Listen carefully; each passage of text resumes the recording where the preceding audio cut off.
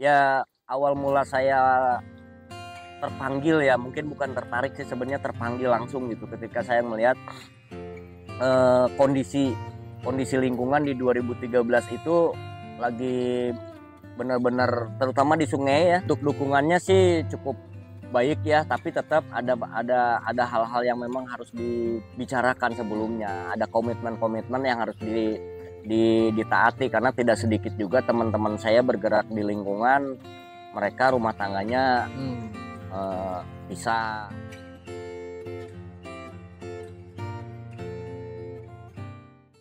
Nah, respon pengunjung pameran gimana, Mang? Lihat Nah, itu apa displaynya di sedekah benih gitu.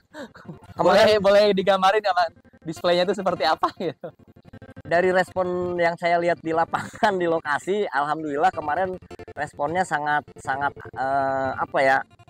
Bisa dibilang takjub gitu. Yaitu tadi semua rata-rata berpikir ketika masuk ke ranah ke boothnya sedekah benih itu nuansanya beda gitu.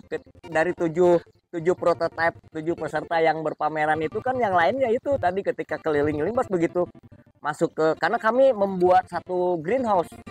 Jadi greenhouse, jadi membangun greenhouse di ruang di ruang pameran, gitu. Di ruang pameran, dan di dalamnya ada tanaman cabai dan tanaman-tanaman yang tanaman bunga lah untuk pelengkap. Dan suasana dan nuansanya memang mereka semua bilang beda gitu. Ketika di tempat yang lain hanya sebatas ngelihat dan mendengarkan dari mikrofon penjelasannya, begitu masuk ke booth sedekah benih mereka duduk, karena kami menyiapkan lesehan, ada karpet, ada kursi gitu. Di saung ya? Saung lah, bener. Memang konsepnya konsep saung sebetulnya. Saung. Nah, mereka malah nongkrong. Ada nongkrong lama di situ, diskusi, ngobrol dengan asik gitu. Ada yang sampai bawa anaknya main di situ, enak gitu. Dan kebetulan kemarin kan yang kedua kami bawa temen juga, si wayang plastik gitu. Jadi ada bikin workshop gitu ya? Workshop juga di sana wayang plastik. Jadi anak-anak datang, orang tuanya ngobrol di dalam, nongkrong lah. Ya karena memang itu yang diharapin Mang Dian gitu kan, orang-orang tumplak di situ, ngobrol, bikin ide apa gitu ya. Iya, nah itu seperti itu. Harapan saya dan dari sedekah benih itu begitu gitu, mempertemukan orang dengan ide yang awalnya berbeda tapi bisa menjadikan satu ide yang sama gitu. Apakah memang itu selalu, maksudnya memang di kehidupan keseharian Mang Dian itu seperti itu, selalu ada gitu ngobrol, ngariung, terus memunculkan satu ide yang ini kita garap bareng-bareng gitu. Ya, betul. Saya memang keseharian saya begitu, silaturahmi, ngobrol, baik saya datang maupun orang datang ke tempat saya gitu. Terus kita ngobrol bareng, ngangkat topik yang awalnya ngalor ngidul, kami nyebutnya sabulang bentor gitu. Jadi ngobrol sabulang bentor, istilah Sunda itu ngobrol sabulang bentor, tapi ada topik akhirnya. Ada topik dan ada ide yang meskipun muncul. Kemasannya penuh guyon gitu, lucu guyonan, lucu, humor, tapi akhirnya ada ide dan ada topik yang muncul, dan ini gimana yuk eksekusi yuk, akhirnya kita merencanakan sesuatu. Karena memang di lingkungan Mang Dian sendiri juga bisa dibilang Mang Dian itu pemangku kebijakan sebagai RT ya Mang ya? Betul. Nah di lingkungan saya kan sebagai ketua RT juga, dan itu harus dilakukan baik dengan masyarakat maupun dengan yang masyarakat lokal dan maupun dengan luar gitu. Nih Mang, kalau misalkan ya kita kan kenal Mang Dian itu seorang petani urban gitu kan, di kawasan padat penduduk, tiba-tiba harus berangkat dan menetap sementara ke Jerman, itu ada nyangka tuh atau perasaan gimana gitu Mang ke Jerman gitu kan dengan misi bertani gitu? Jujur saya awalnya tidak mimpi acan. Mimpi nggak ada, niat nggak ada, keinginan juga hanya sebatas angan-angan gitu kan, tidak terlalu jadi acuan ataupun kejaran lah untuk berangkat, tapi ya itu mungkin bonus. Nah kembali lagi saya nyebutnya bonus ya, bonus dari sebuah perjalanan atau proses perjalanan yang saya lakukan selama ini. Karena memang Mang Dian sendiri relatif sudah lama ya, maksudnya di aktivitas lingkungan ini gitu ya. Saya dimulai dari 2013. Aktivitas lingkungan tuh peduli dan mengajak masyarakat, akhirnya ya sampai sekarang 8 tahun. Wah, lumayan juga 8 tahun. Ya, dulu kan sempat ketemu di 2013 sorry 2023 10 tahun 10 tahun. Iya sempat ketemu di aktivitas Sungai Cikapundung. Ya, awalnya kita sempat ketemu di aktivitas sungai karena memang saya basicnya di sungai. Ya sampai sekarang tetap masih, cuman saya lebih ke dua, sungai dan darat gitu. Itu tuh apa sih Mang yang maksudnya bikin ketertarikan Mang Dian gitu kan berkegiatan bersosialisasi dengan teman-teman di aktivitas lingkungan gitu? Ya awal mula saya terpanggil ya, mungkin bukan tertarik sih sebenarnya, terpanggil langsung gitu ketika saya melihat kondisi lingkungan di 2013 itu lagi benar-benar terutama di sungai ya, karena saya sendiri mengalami ketika waktu kecil renang di sungai, nyari ikan di sungai, dan sungai itu bersih.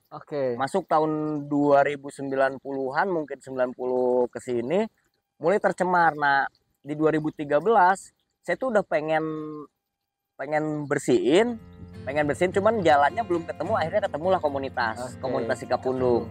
Saya ketemu komunitas Cikapundung dan saya ngobrol. Awalnya seperti itu, ngobrol ngalir gitu, tapi tetap seputar sungai.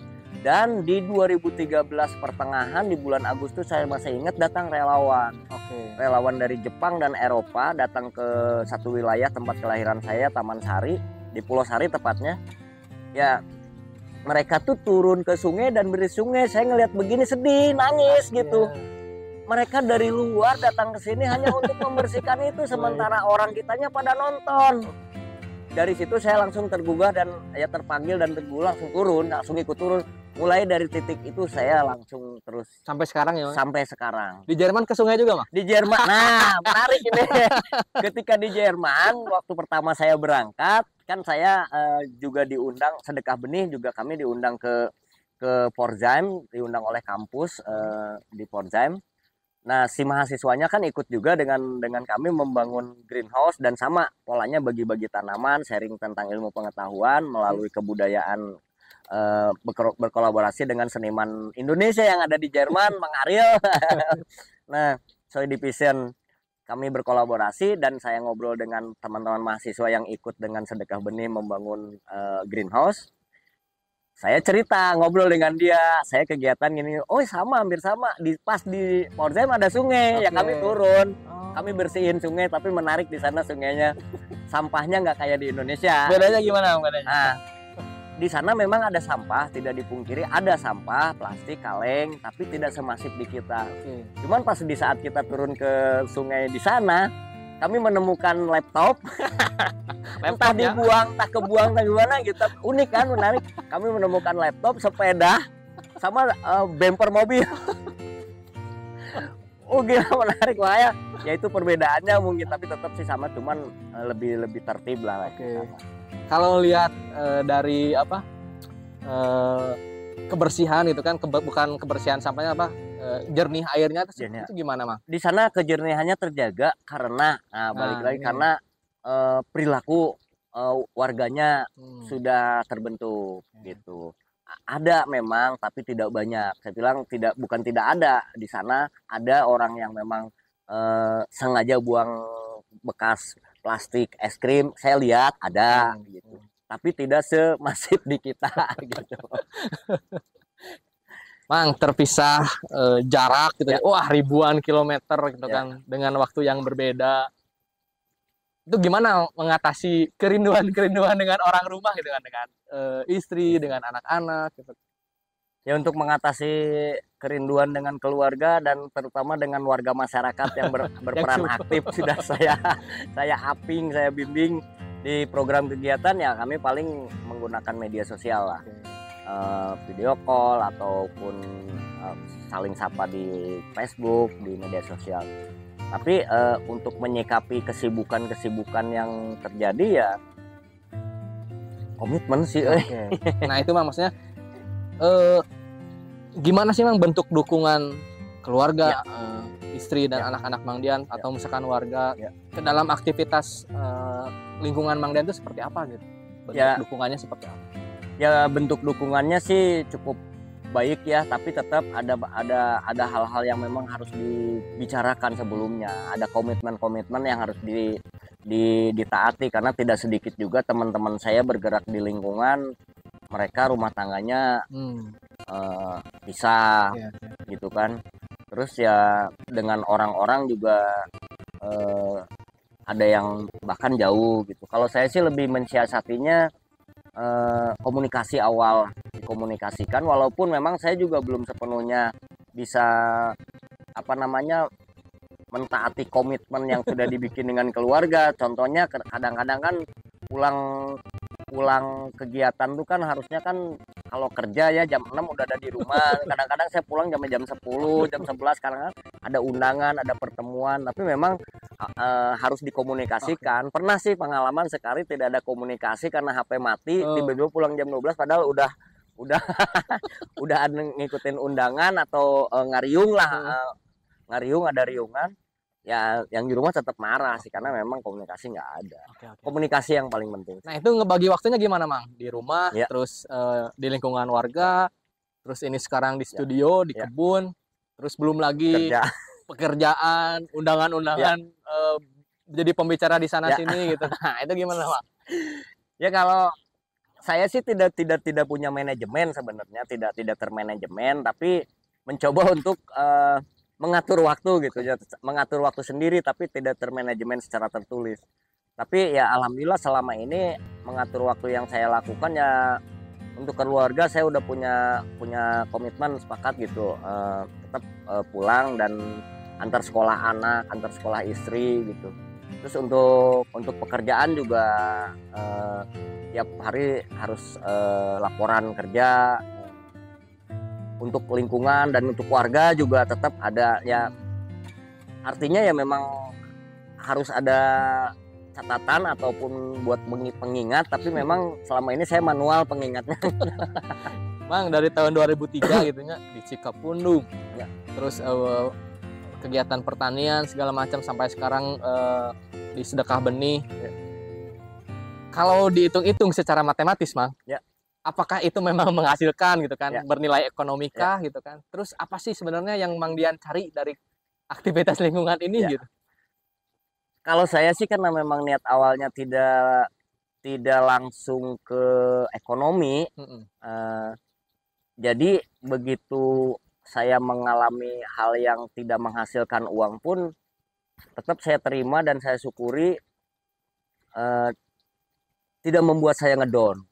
Karena memang niat awal, nah balik lagi niat kita terjun ke sosial, lingkungan, kemanusiaan tuh mau niatnya mau nyari nominal, oke ya betul, saya paham perlu gitu. Tapi kalau niatnya ujungnya ke situ, rata-rata biasanya yang saya temuin juga dan saya juga sempat ngalamin, biasanya terlupakan yang hal-hal lainnya. Gitu. Nah karena saya niatnya memang tadi saya bilang, sudah panggilan sih, udah panggilan, jadi terpanggil untuk bisa berkontribusi atau berpartisipasi dalam penyelesaian persoalan. Karena kan persoalan ini masalahnya awalnya terpanggil untuk menyelesaikan masalah walaupun dengan hal sekecil dan sederhana, ya akhirnya saya merasa puas, bukan puas, ya nikmat gitu. Saya menikmati. Nah untuk ke depan ada niatan untuk bikin museum benih,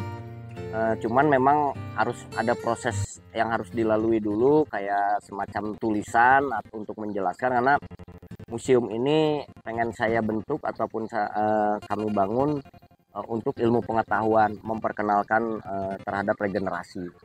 Gitu.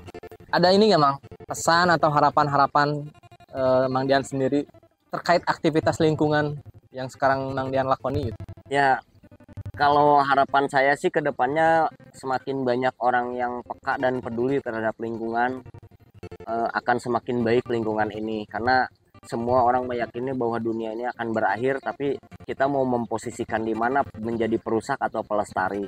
Kalau pesan lebih kepada generasi muda, pada generasi muda yang ada di Bandung khususnya, umumnya ya di Indonesia mungkin, bumi kita lagi sakit, lingkungan kita lagi sakit. Jadi tolong jangan memperparah sakit dengan ketidakpedulian dan ketidakpekaan kalian. Oke, terima kasih Mang Dian sudah menyempatkan waktu buat ngobrol-ngobrol di Saujana Senior. Sampai jumpa di obrolan-obrolan selanjutnya. Terima kasih. Selamat siang Bang Dian. Selamat siang, enjoy.